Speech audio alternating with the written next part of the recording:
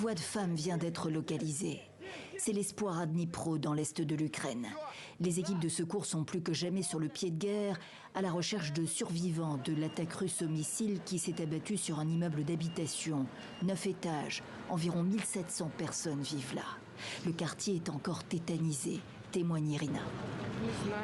Peut-être que les Occidentaux peuvent nous aider avec des systèmes qui arrêtent ces missiles. Le fait est qu'il n'y a pas un seul site militaire ici. C'est un quartier résidentiel. Kiev presse les alliés de l'Ukraine de livrer des systèmes d'interception de missiles. Washington a promis des batteries anti-aériennes patriotes. On est arrivé samedi aux alentours de 19h et on a commencé à travailler. Et on travaille là depuis 19 ou 20 heures sans dormir, sans se reposer. Les maîtres chiens ne relâchent pas leurs efforts. Une vingtaine de personnes ont été admises à l'hôpital pour enfants de Dnipro.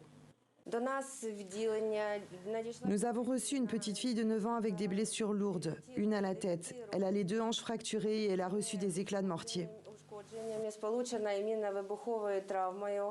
Les autorités estiment peu probable à présent de sortir des victimes vivantes des décombres. Une quarantaine de personnes restées portées disparues dimanche soir. Ma version, c'est que le missile a frappé l'immeuble parce qu'il y a une centrale thermique de l'autre côté du fleuve. Je crois qu'il visait la centrale. Un tir de missile sur un immeuble résidentiel, ce n'est pas la Russie, affirme en substance le Kremlin.